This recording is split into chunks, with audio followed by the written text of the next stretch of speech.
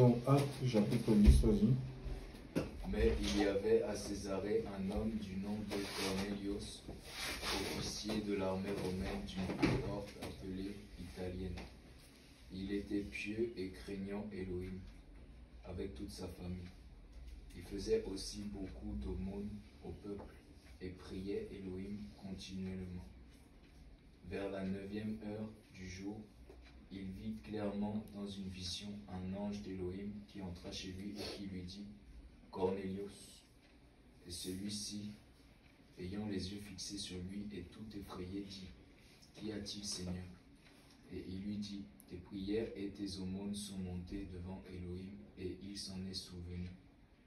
Et maintenant envoie des gens à Jopé et fais venir Shimon qui est surnommé Pétros. Il est logé chez un certain Shimon corroyeur qui a sa maison près de la mer. C'est lui qui te dira de ce qu'il faut. C'est lui qui te dira ce qu'il faut que tu fasses. » Et dès que l'ange qui lui parlait fut parti, Cornelius appela 2 de ses domestiques et un soldat craignant Elohim d'entre ceux qui se tenaient près de lui. Oui, mais tu peux d'abord arrêter là, comme c'est long là, donc un peu. Donc je vais d'abord commenter ici. Donc ici, le Seigneur nous parle d'un homme, hein, un officier romain. Donc c'était un haut gradé dans l'armée romaine, mais qui était pieux. Donc c'était quelqu'un qui avait une vie. Quelqu'un de pieux, c'est quelqu'un qui est attaché. Oui, il est attaché à Dieu. Donc c'était quelqu'un, c'était un religieux. Et puis il dit qu'il craignait Dieu. Donc il était dans l'armée, il craignait Dieu. D'accord? Il craignait. Il était dans l'armée. D'accord? Et cet homme avait la crainte de Dieu. Donc il faisait pas n'importe quoi. Donc c'est pas quelqu'un qui raflait les gens. Il organisait des rafles comme ça, où il estorquait les fonds aux gens. Il utilisait peut-être sa position pour soumettre les gens à sa volonté, pour arracher leurs biens, pour faire du mal. Non. Et que tu nous dis que cet homme, il craignait Dieu. À lui, hein? Et ainsi que toute sa famille, et il donnait beaucoup d'argent au peuple et ne cessait de prier. Il donnait beaucoup d'argent au peuple et ne cessait de prier. Donc en fait, il était généreux. D'accord? Et il priait. Donc il nous a dit, vers 3 heures de l'après-midi, il vit clairement dans une vision un ange de Dieu entrer chez lui et lui dit, Corneille, fixa les yeux, regardant, lui dit, donc là il a une vision, c'est une vision de jour. Hein? Une vision de jour. C'est pas quelqu'un qui a des visions de nuit, ça veut dire qu'on peut dormir et Dieu nous montre des choses, d'accord? Il nous révèle des choses, mais il y a aussi des visions de jour en plein jour. C'est pas nous qui le cherchons, c'est une vision qui s'est imposée à lui en plein jour.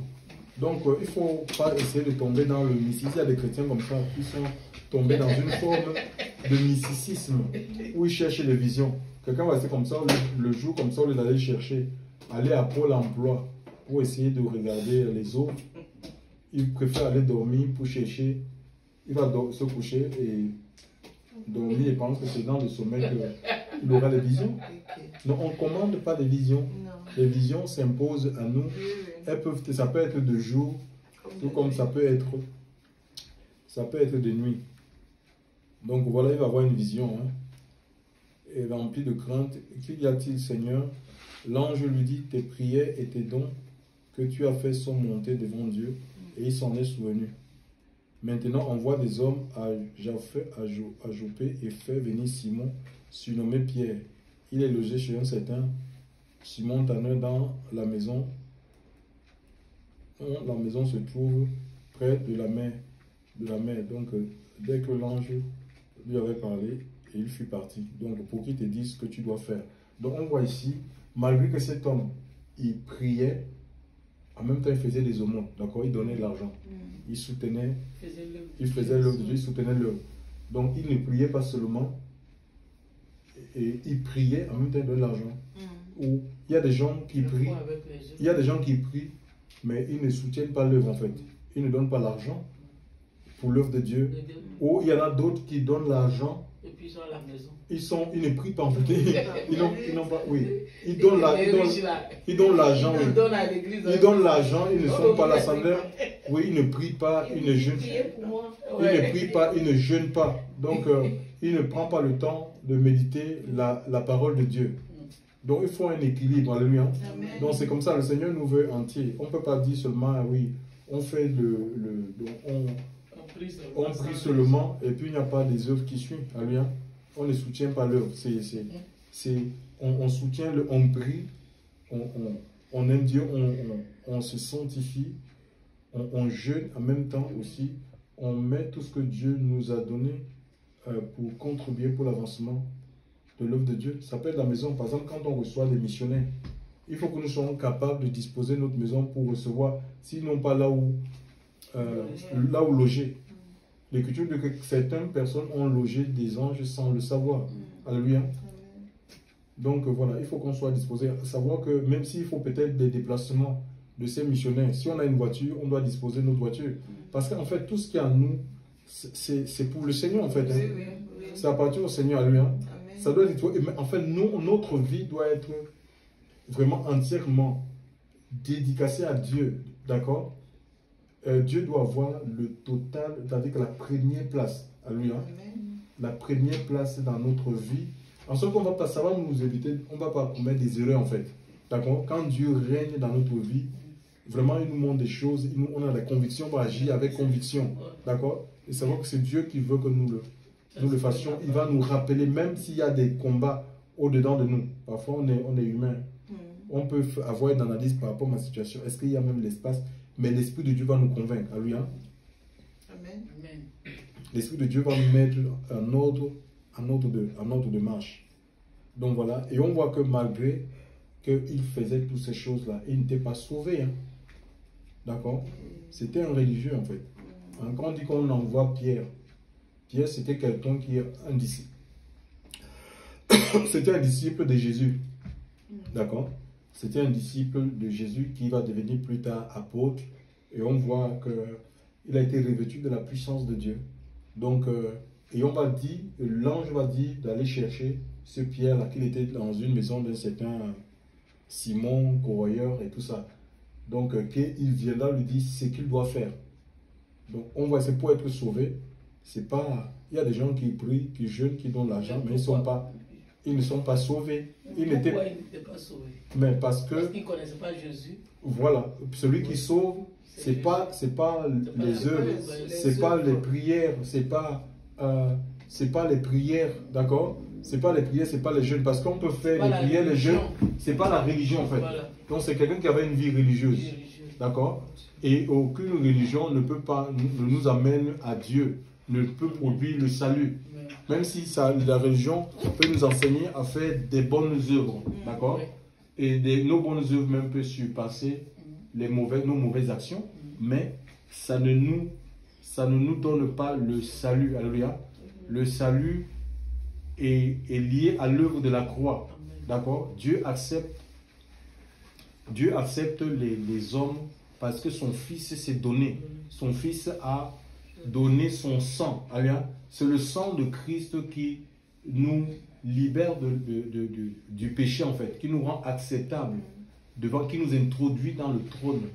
Je peux dire dans le trône ou dans la maison de Dieu, parce que en ce qui concerne en matière de péché, c'est pas seulement les choses qu'on peut pratiquer.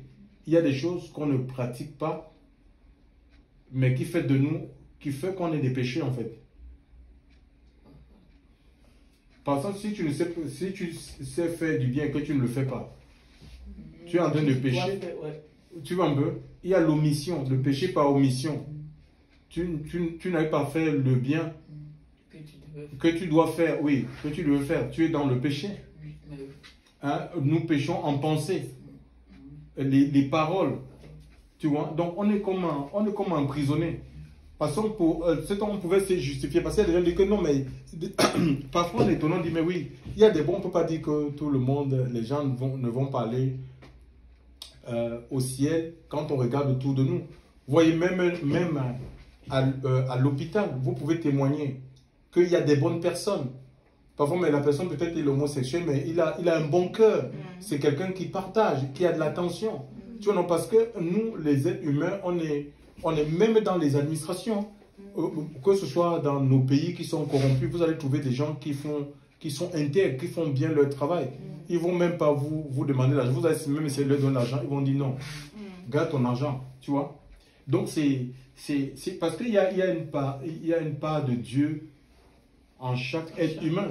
Mais est-ce que notre vie et la vie de l'homme, elle est achetée? Ça ne veut pas dire que l'homme est totalement, il est tout mauvais. Non, il y a une empreinte de Dieu. D'accord? Regardez un peu est-ce que les associations caritatives qu'il y a dans le monde, parfois c'est initié même par des francs-maçons, mais ils aident les gens. Regarde le système français, le système social français. Est-ce que c'est un mauvais système? Non.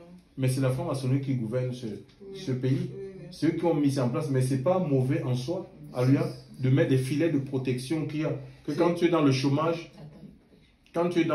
tu peux avoir une indemnité. Quand tu n'as rien, le RSA est là pour que tu ne sombres pas dans l'indigence. Tu vois, ce n'est pas de mauvaises choses. Que tu peux te soigner, si tu n'as pas d'argent, tu peux te soigner. Est-ce que ça, c'est mauvais, ça? Non. Ce n'est pas mauvais. Même dans la Bible, on le trouve.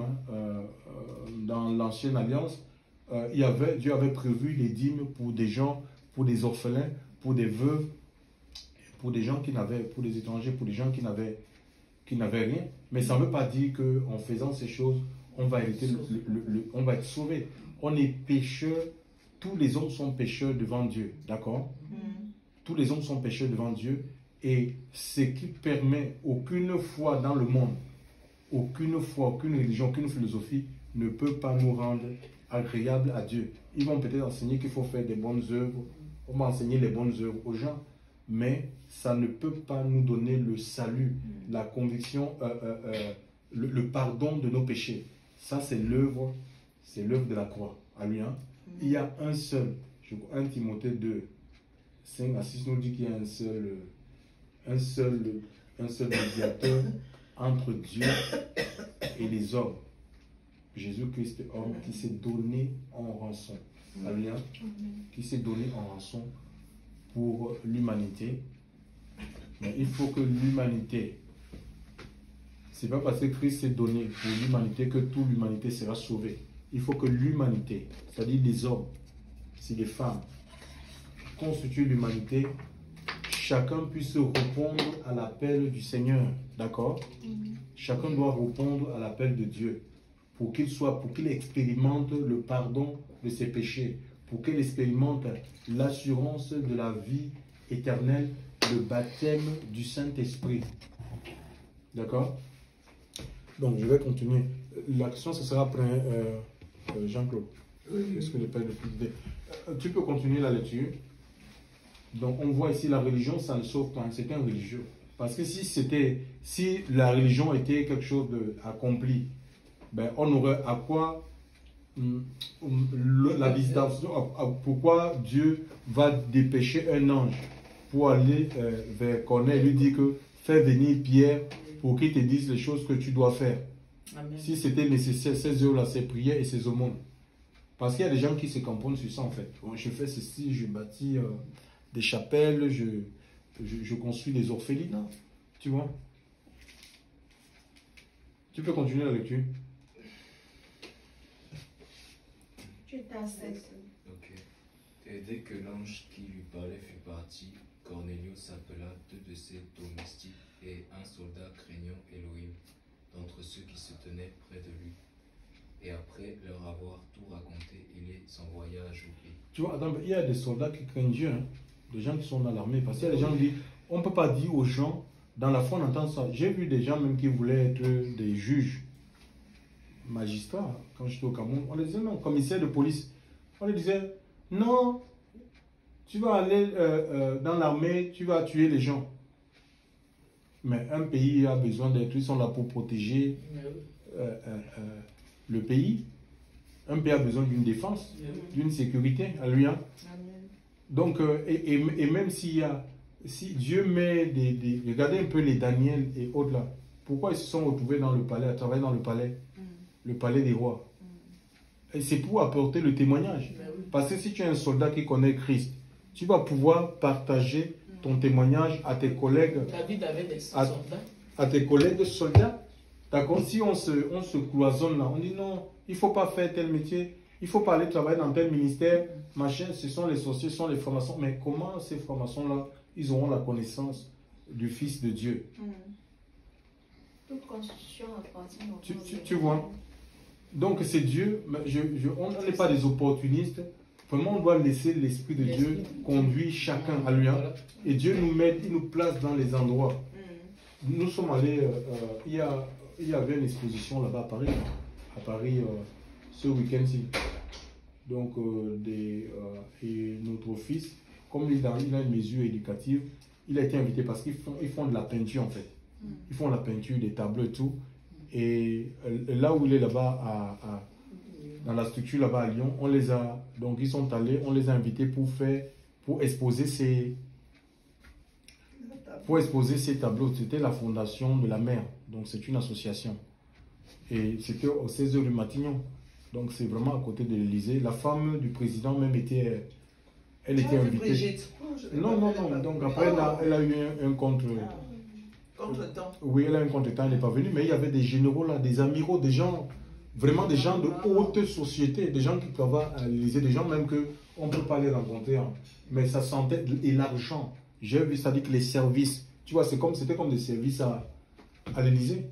Et nous avons été invités, je ne voulais même pas, je disais, mais je vais aller faire un truc là-bas. Ben, on est allé comme ça, ils nous ont envoyé les billets, et ils nous ont payé même les billets des trains. Ah ouais. C'était pris en charge, oui. Ils nous ont payé les billets d'avion, les billets de train. On est parti. Et il y a une dame, c'est une grande femme, une richissime. Hein. Ils ont acheté des tableaux à 3 000 euros. J'étais dépassé. Je dis que, mais, des tableaux comme ça, en fait. 3 000 euros. Et c'est pour faire, et l'argent, c'est pour faire des dons. C'est rien. Les 3 000 euros, les 1 200 euros, les 1 000 euros. Je disais, quand on a dit un tableau, tu regardes les tableaux, oui. J'ai dit, que j'ai crié seulement le CIMIC. Mais ça, c'est le. Oui, non, mais. Oui, des tableaux comme ça, oui. Tu entends que 1 500 euros. J'ai dit que, mais. Mon Dieu. Et il y a une dame là, donc. Elle est venue, la femme là, c'était une femme qui est très riche. Elle pose la question. Et François me disait, oui, on va aller rencontrer. Tu vas rencontrer la femme du président. Va l'acheter une Bible. Non, je n'ai pas dit. Elle m'a dit, il faut amener une Bible à la femme du président. Bon, ça m'a fait, j'ai fait les choses. C'est sorti.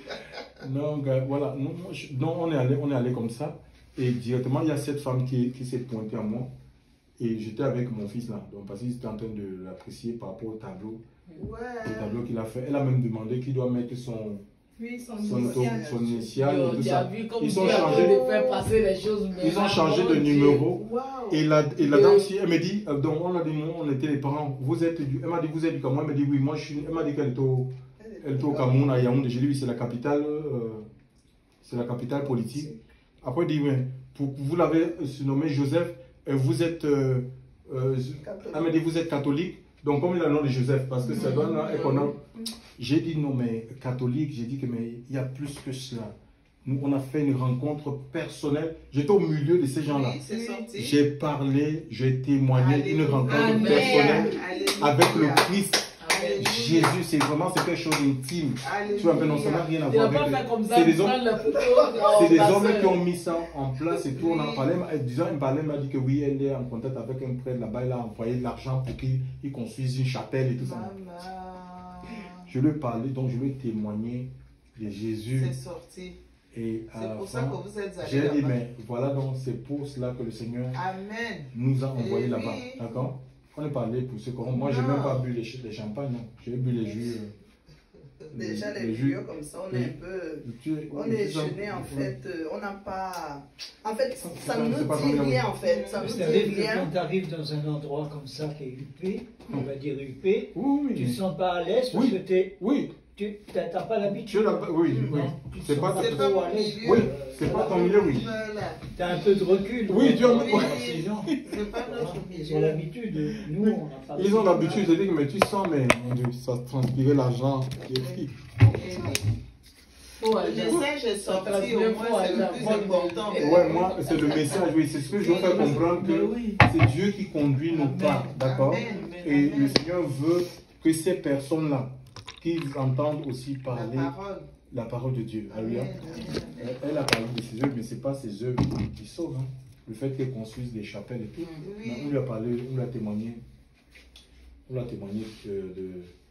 de Jésus. Donc voilà, que c'est une affaire qui est personnelle, que c'est intime. Et Dieu, c'est une révélation. Vraiment, je n'avais pas peur. Vraiment, j'avais une assurance. Mais mon Dieu. Donc vraiment, c'est... il faut se laisser conduire. Donc voilà, on a des soldats. Dieu va mettre des gens même à Élysée pour que les autres personnes qui sont là puissent entendre le message de l'Élysée. Donc on a bloqué le pasteur en Afrique bloqué des gens comme ça. Il disait, voilà, il les excommuniait, que tu vas aller faire un concours de la magistrature, il t'excommunie. Il dit que tu ne sers plus parce que tu as envie d'aller servir le diable. Donc c'est un problème de révélation en fait. Tu vois, et pourtant, si tu as un commissaire, mais au moins il va exercer la justice de Dieu, il aura la force du Seigneur en lui. Si tu as un juge qui a l'esprit de Dieu, qui a la crainte de Dieu, mais il ne va pas bafouer la justice, d'accord, hein, il ne va pas prendre les pots de vin. Oui, voilà, c'est ça en fait. Donc, et les gens, on veut prendre la place du Seigneur en fait. On veut prendre la place du Seigneur dans la vie des enfants de Dieu. Non, alléluia. C'est le Seigneur qui nous appelle et nous conduit. Et lui-même va nous placer là où il veut pour qu'on soit le témoin pour lui. Alléluia. Oui, pour qu'on soit témoin pour lui. On peut continuer la lecture.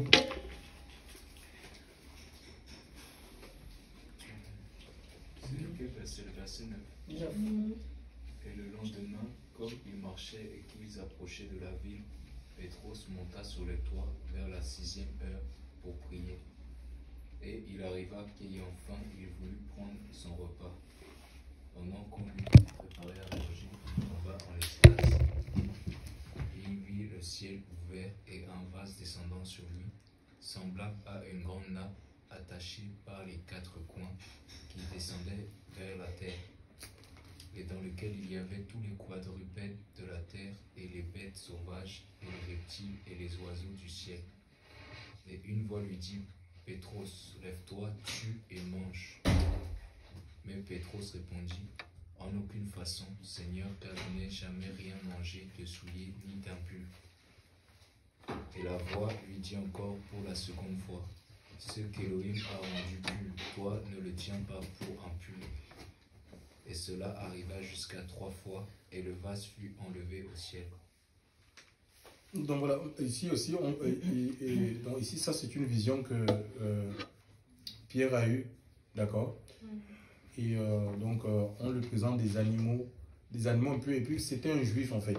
Donc il connaissait que c'était des animaux parce que dans la loi que Dieu avait donnée à Moïse, ils avaient des animaux qui ne devaient pas, des animaux purs et impurs, des animaux qui ne devaient pas manger, et ceux qui devaient manger.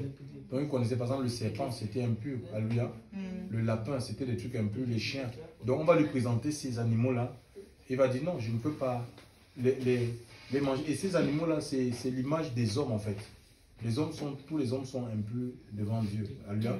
Et ce Seigneur, maintenant il est en train de lui montrer parce que parfois quand on est dans le Seigneur, hein, et on a vu ça, il y a tellement de gens qui sont zélés, ils vont dire non, je ne peux pas parler à cette personne du Seigneur par rapport à sa vie.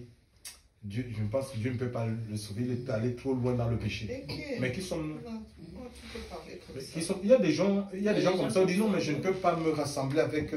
je ne peux pas prier. S'il y a telle personne dans votre groupe là, je ne viens pas. Par rapport à sa vie. Moi, il y a une femme à la gare, quand on était en train de parler, puis bon, d'habitude on parlait, puis on avait dit, on était plusieurs, puis on disait qu'il faut qu'on se rassemble pour être en groupe, pour aller évangéliser. Puis elle disait que non, que elle, pourtant on la connaît bien, elle était la dernière, c'est celle qui a le magasin là. L'Ivoirienne qui a le magasin là, chez Astou là.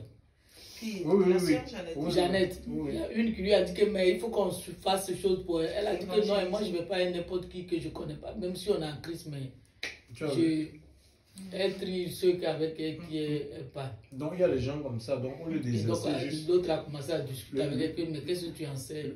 Il y a des gens comme ça en fait. Je ne peux pas parler de telle personne aussi, je ne peux pas, non. Lui il ne mérite pas. Non, mais personne ne mérite ça. On est sauvé par grâce. Hein. On est sauvé par grâce. Et ce que nous sommes même aujourd'hui, c'est la grâce de Dieu. C'est Dieu qui te transforme. C'est Dieu qui te transforme et on est en marche on est en marche, tous on est en marche, et certains des choses qu'on a compris aujourd'hui, certains peut-être ils le comprendront plus tard. C'est comme ça en fait. On n'est pas tous au même niveau, donc on ne peut pas vouloir ramener, tu ne peux pas vouloir amener les gens à être comme toi. Tu vois, si Dieu te donne la capacité de prier peut-être pendant 5 heures de temps par jour, tu ne peux pas imposer ça aux gens. Si Dieu t'a donné la capacité, la facilité pour parler, pourquoi tu veux que tout le monde Dieu, tout le monde ne peut pas parler comme toi, alléluia. Ce qu'on doit faire, c'est de prier pour les âmes, c'est tout, alléluia. Prier pour la maturité spirituelle, alléluia. Prier pour que Dieu continue à parfaire son œuvre dans la vie des uns et des autres. On ne peut pas dire, oui, non, mais je ne peux pas, non, peut-être ça ne sert à rien qu'on aille... bon, il y a eu des... Par exemple, on a même l'autre, il a refusé, Dieu lui a demandé d'aller à Ninive, il a refusé d'y aller, tu vois. Pour lui, c'était des gens méchants, c'était mieux qu'ils méritent la condamnation, qu'ils restent dans leur péché, mais qui sommes-nous pour juger? Tout est grâce. Je vous dis, tout est grâce. Hein. Tout est grâce. Et l'Écriture dit même que celui qui est debout prenne garde de ne pas tomber en fait. Parce que même étant debout, tu peux tomber. Oh Seigneur, tu peux tomber, tu peux retourner à la case départ. Hein. Tu peux tomber. Donc, et il y a comme ça l'évangile là. Le Seigneur dit que ne déclare pas un plus que Dieu a déclaré plus. Il y a des gens comme ça. Tu ne vas pas aller dans le monde pour commencer à... L'évangile n'est pas là pour indexer les gens, pour dire, mais pour donner la honte aux gens. Tu vas évangéliser, mais pour tu les fais honte, ils vont se donner comment? Vous êtes comme ça, vous êtes comme ça. Non, comme je vois certaines évangélisations, j'ai dit quelqu'un. C'est comme si c'est de la condamnation, c'est comme si nous on était arrivés par nous-mêmes. C'est la bonne nouvelle, c'est le message du salut, alléluia, qui sort les gens de la condition de péché. Alléluia. Et il n'y a que le Seigneur. Parce que comment est-ce qu'un léopard peut-il changer de peau? C'est pas possible. C'est la nature des hommes. Les hommes sont déjà condamnés. On ne va pas ajouter une double condamnation dans leur vie. Leur conscience les accuse déjà par rapport à la chose. Il faut les présenter le salut. Alléluia. Il faut les présenter Christ qui sauve, Christ qui guérit, Christ qui libère, Christ qui délivre. Amen. On peut continuer la lecture. Verset 16. Verset 16. Tu prends ça, Estelle. Tu lis. Je suis dans le second. C'est pas grave. Verset 16 dit. Bon, je vais commencer au verset 15. Et pour la seconde fois, la voix se fit encore entendre à lui. Ce que Dieu a déclaré pur, ne le regarde pas comme souillé. Cela arriva jusqu'à 3 fois, et aussitôt après, l'objet fut retiré du ciel. Tandis que Pierre ne savait en lui-même que penser du sens de la vision qu'il avait eue. Voici les hommes envoyés par Corneille, s'étant informés de la maison de Simon, se présentèrent à la porte et demandèrent à haute voix si c'était là que logeait Simon, surnommé Pierre. Et comme Pierre était à réfléchir sur la vision, l'Esprit lui dit, voici 3 hommes te demandent. Lève-toi, descends et pars avec eux sans hésiter, car c'est moi qui les a envoyés. Pierre donc descendit et il dit à ces hommes, voici, je suis celui que vous cherchez. Quel est le motif qui vous amène? Il répondit, Corneille, centenier, homme juste et craignant Dieu, et de qui toute la nation des Juifs rend un bon témoignage, a été divinement averti par un saint ange de te faire venir dans sa maison et d'entendre tes paroles. Pierre, donc les fit entrer et les logea. Le lendemain, il se leva et partit avec eux. Quelques-uns des frères de Joppé l'accompagnèrent. Ils arrivèrent à Césarée le jour suivant. Corneille les attendait et avait invité ses parents et ses amis intimes. Lorsque Pierre entra, Corneille, qui était allé au-devant de lui, tomba à ses pieds et se prosterna. Mais Pierre le releva en disant: Lève-toi, moi aussi je suis un homme. Voilà, regarde un peu. Donc on voit ici, donc Pierre est dépêché dans la maison de Corneille. Hein. Donc voilà, pour aller annoncer, présenter maintenant l'évangile en fait. Et quand il sera devant la maison de cet homme, donc le centenaire, le chef des saints, cet officier, va faire quoi? Il va s'agenouiller en fait. Il va se prosterner devant Pierre. Que va faire Pierre? Pierre ne va pas encourager ça. C'est une forme d'idolâtrie parce qu'on ne se prosterne pas devant un homme, ni devant le diable. Hein. Donc, c'est devant le Seigneur. Il va le relever. Hein. Et vraiment, aujourd'hui, qu'est-ce que nous on voit? On voit il y a l'idolâtrie qui est encouragée dans nos milieux chrétiens, où les pasteurs, les gens ils se mettent à genoux devant. Les pasteurs, ils aiment ça en fait. Ils aiment ça. Quand vous lisez les Écritures, que ce soit même Pierre, nous avons aussi Barnabas et Paul. Donc à Icône, dans Acte 14, il y a des gens qui voulaient même, qui les ont déifiés en fait. Et ils voulaient offrir des sacrifices en leur honneur. Ils les ont interdits de faire ça. D'accord? L'adoration, les sacrifices vont à Dieu. D'accord? On ne peut pas,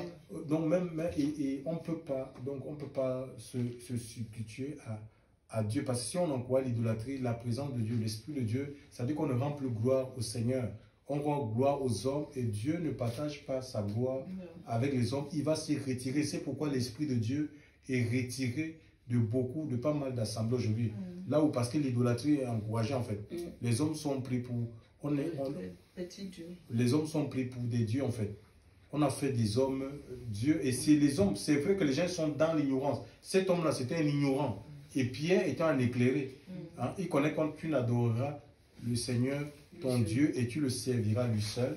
C'est à lui, c'est sa responsabilité de rappeler la parole de Dieu au peuple. Alléluia. Qu'il est un homme fait chair, il transpire, il ressent les mêmes besoins, il a les mêmes luttes. Il a les mêmes luttes, même peu importe ta fonction, que tu sois apôtre, peu importe ton niveau d'onction dans ta vie, tu as les mêmes luttes, les mêmes combats. Chers frères et sœurs, alléluia. On est des hommes, on est sujet aux faiblesses, alléluia. C'est pareil, donc on ne peut pas réclamer l'adoration, même si son ombre, c'est vrai, son ombre de Pierre guérissait les malades, mais ce n'est pas l'ombre de Pierre, c'est Dieu qui guérit les malades, alléluia. C'est le Seigneur qui guérit, alléluia. On n'est que des instruits, il se sert de nous, alléluia. Il se sert de nous. Donc, il faut refuser l'idolâtrie, n'accepter même pas de devenir idolâtre d'un homme, alléluia. La soumission aux hommes. Une soumission aveugle en fait, une soumission aveugle, sans discernement aux hommes. C'est les hommes qui te dictent ce que tu dois faire, avec qui tu dois te marier, non. Quel métier tu dois faire, non. Chers frères et sœurs dans le Seigneur. Je continue le verset 27. Et conversant avec lui, il entra et trouva beaucoup de personnes réunies. Vous savez, leur dit-il, qu'il est défendu à un juif de se lier avec un étranger ou d'entrer chez lui. Mais Dieu m'a appris à ne regarder aucun homme comme souillé et impur. Je continue? Oui. C'est pourquoi je n'ai pas eu l'objection de venir. Puisque vous m'avez appelé, je vous demande donc pour quel motif vous m'avez envoyé chercher.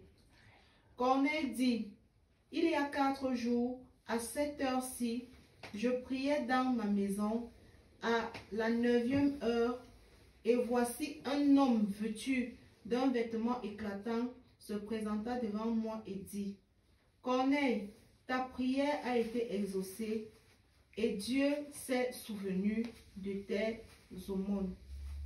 Envoie donc à Joppé et fais venir Simon, surnommé Pierre.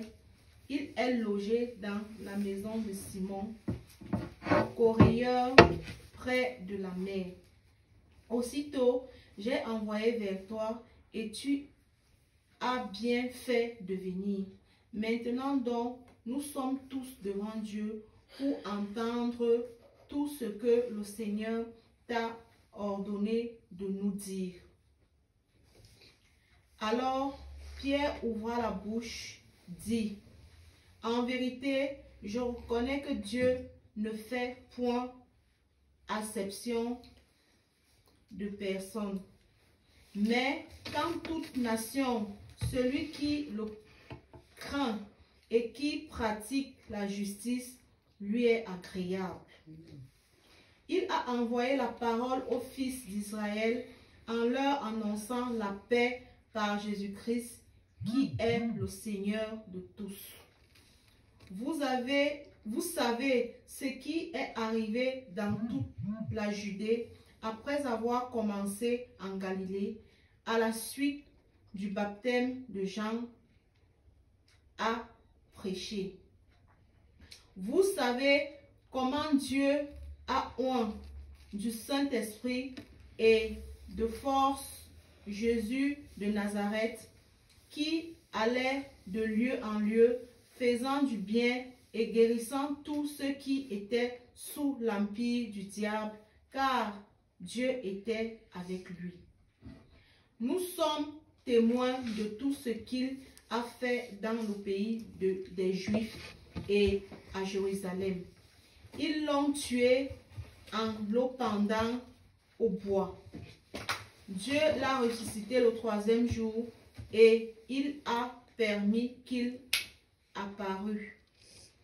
Non à tout le peuple, mais aux témoins choisis d'avance par Dieu, à nous qui avons mangé et bu avec lui, après qu'il fut ressuscité des morts. Et Jésus nous a ordonné de prêcher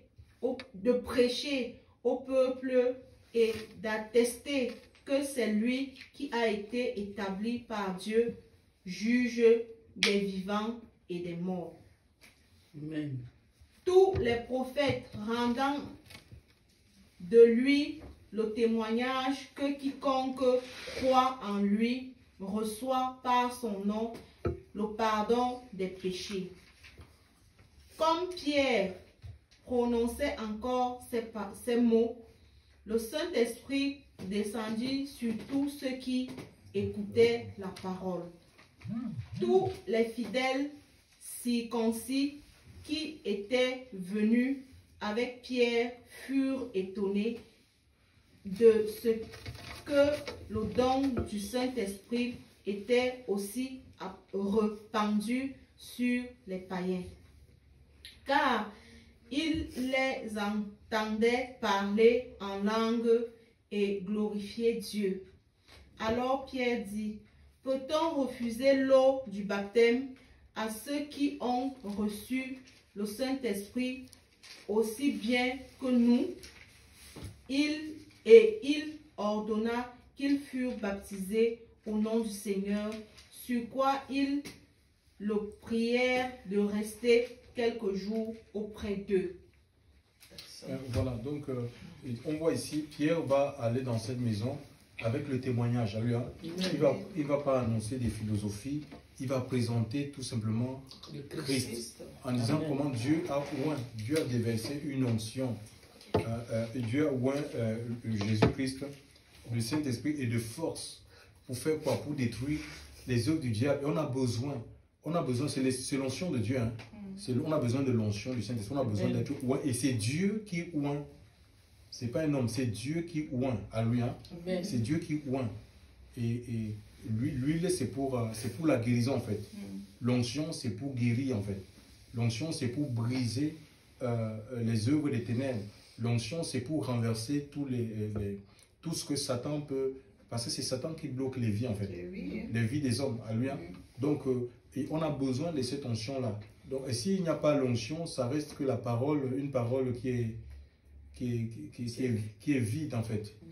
Hein, qui n'a pas de vie. La parole, par exemple, la parole que les théologiens, ils annoncent là.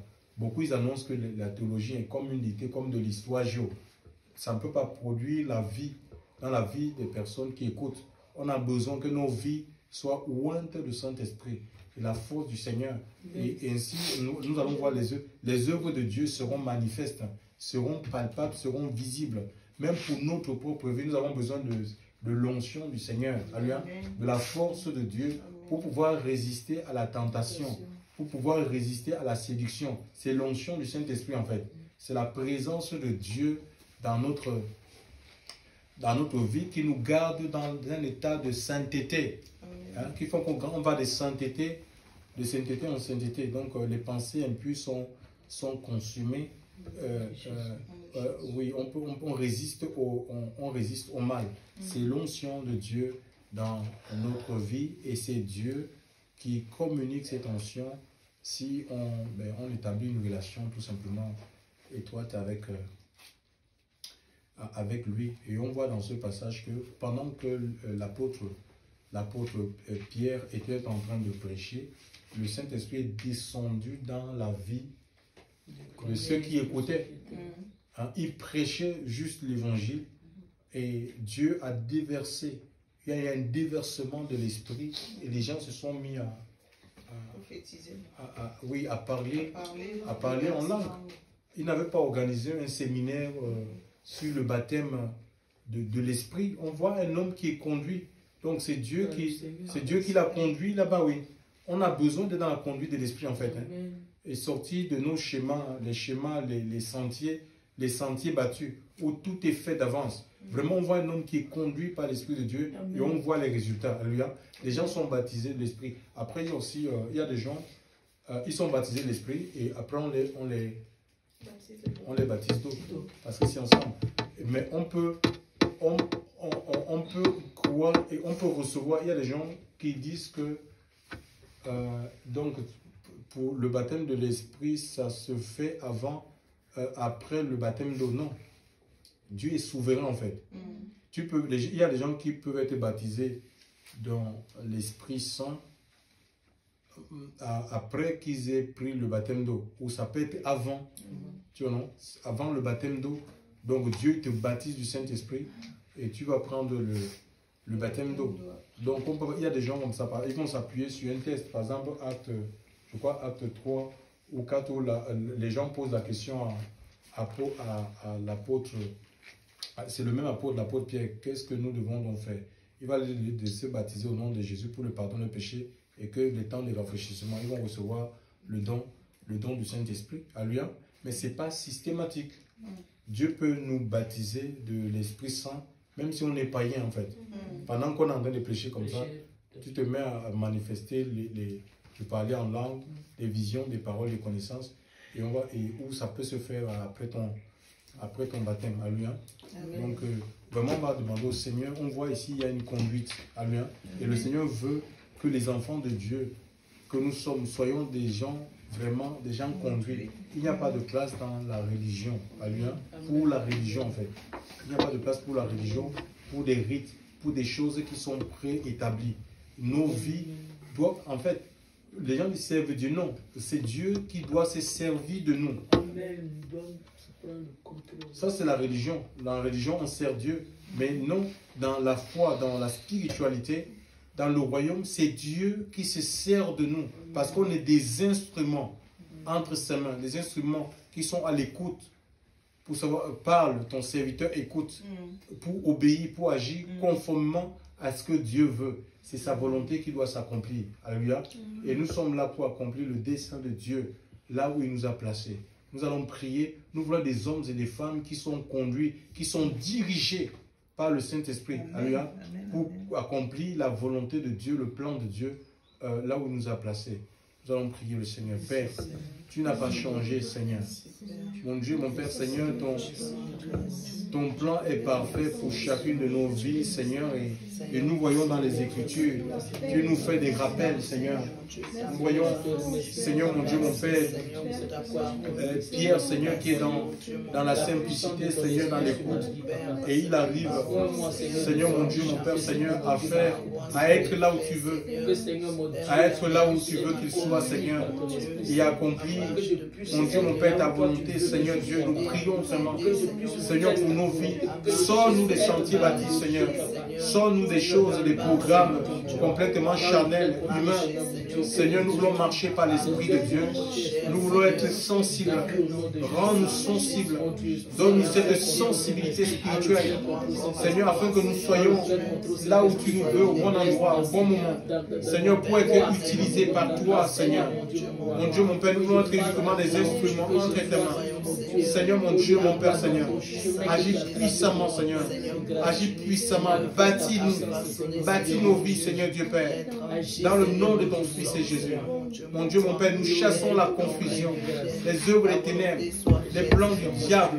Seigneur, que l'onction de ton esprit soit déversée, qu'il y ait un déversement de ton onction, Seigneur, ce matin dans ce lieu. Demande au Seigneur de remplir ta vie. Alléluia. Qu'il remplit ta vie de sa présence, de son onction, de sa force. Nous avons besoin de la force intérieure. La force intérieure pour résister au mal, pour résister, pour pouvoir pardonner les gens, pour ne pas rendre le mal par le mal, pour ne pas vraiment cultiver la rancune.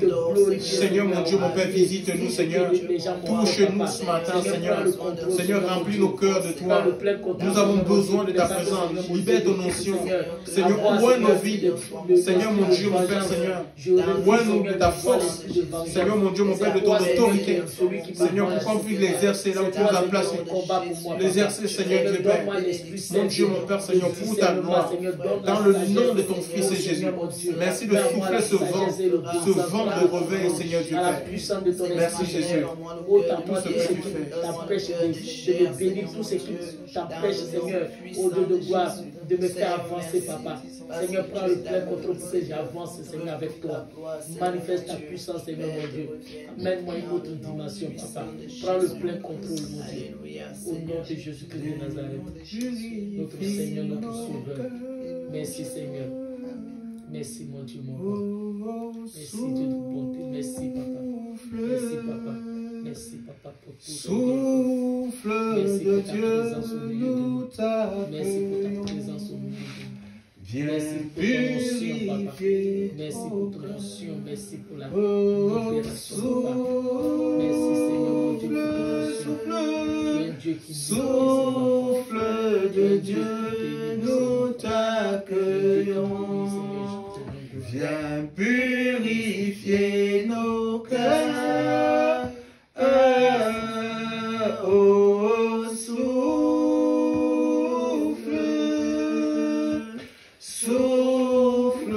de Dieu, nous t'accueillons.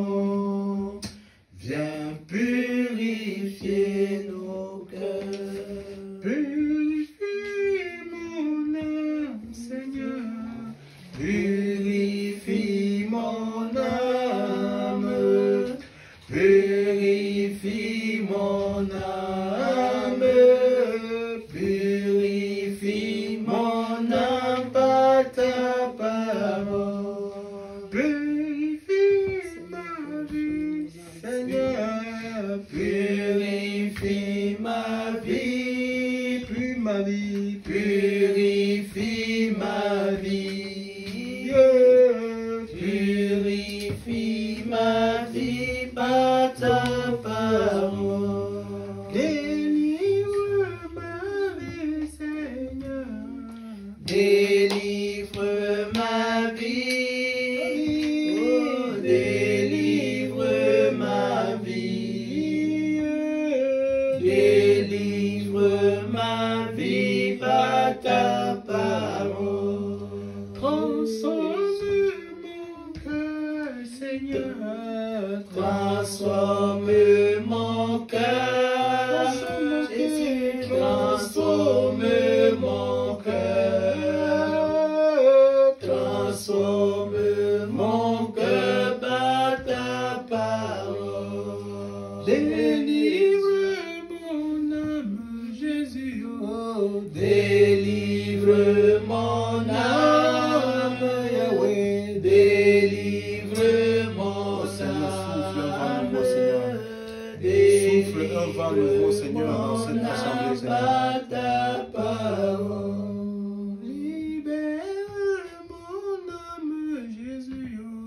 Libère mon âme, libère mon âme, libère mon âme par ta parole. Je veux m'enraciner en toi, Jésus. Quand viendra le vent et la tempête, donne-moi de résister. Je veux m'enraciner en toi, Jésus. Quand viendra le vent et la tempête, donne-moi de résister. Amarika, tu guéris, guéris-moi, ne me laisse pas tomber. Oh Marie, que tu délivres, délivre-moi, ne me laisse pas tomber. Et Yahweh, ne me laisse pas tomber. Et Shaddai, ne me laisse pas tomber. Je veux m'enraciner en toi, Yahweh. Quand viendra le vent et la tempête, donne-moi de résister. Je veux m'enraciner en toi, Yahweh. Quand viendra le vent et la tempête, donne-moi de résister. Je veux m'enraciner en toi, Jésus. Quand viendra le vent et la tempête, donne-moi de résister. Yeshua, ne me laisse pas tomber. Tout-Puissant, ne me laisse pas tomber. Elohim, ne me laisse pas tomber. Je veux m'enraciner en toi, Yahweh. Quand viendra le vent et la tempête, donne-moi de résister. Je veux m'enraciner en toi.